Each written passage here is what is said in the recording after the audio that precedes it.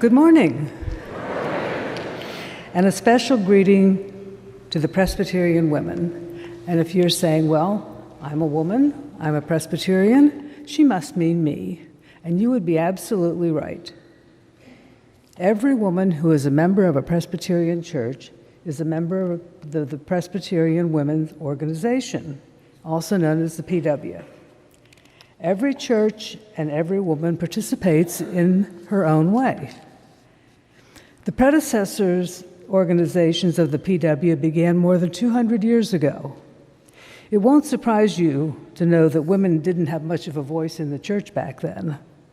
The one thing they were allowed to do was raise money for missionaries in the field. This they did with zeal. In the mid-1800s, the church split into the North and South. In the North, we were the Women's General Missionary Society, and in the South, the Women of the Church. This church was part of the Southern Church, so we were the Women of the Church for many years.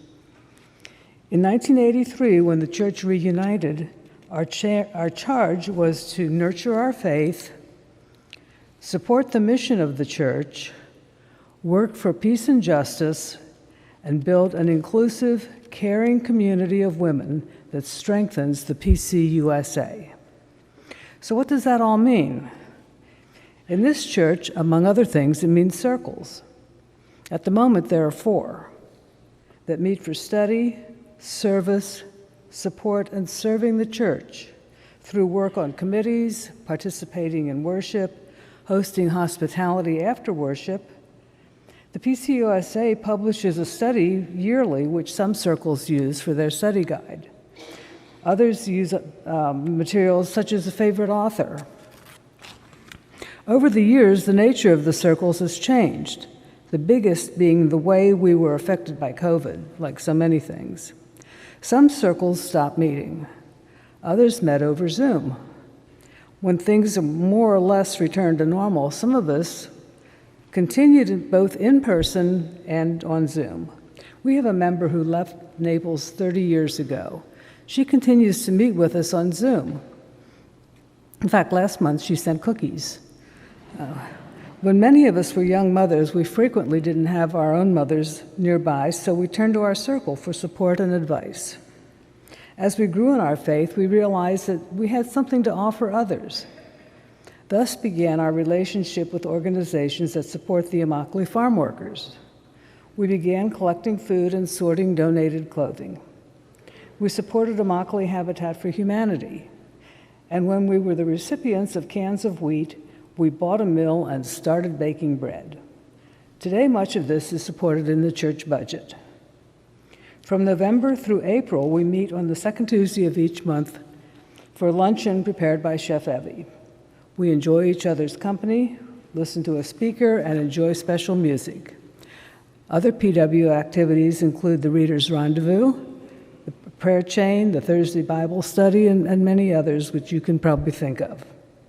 The January meeting is this Tuesday, January 10, at 11 a.m. You can still sign up at the reception desk. This is but a brief overview of the PW. If you want to know more about the PCUSA, the PCUSA website is a fountain of information. And in the interest of time, I wasn't going to tell any stories, but I have to tell you just one because it really illustrates the women of the church, the Presbyterian women.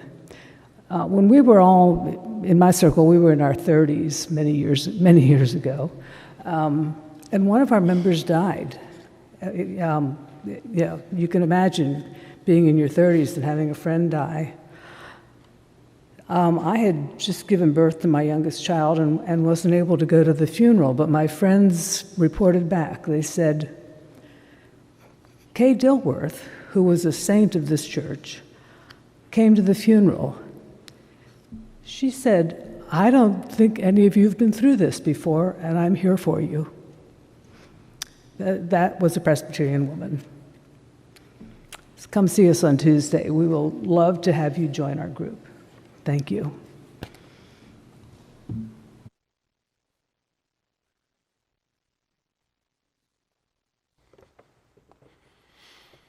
So we have a few moments of stewardship during the month of January. It's just a reminder of the different ministries that we have in this church. And at the end of the day, it's really the impact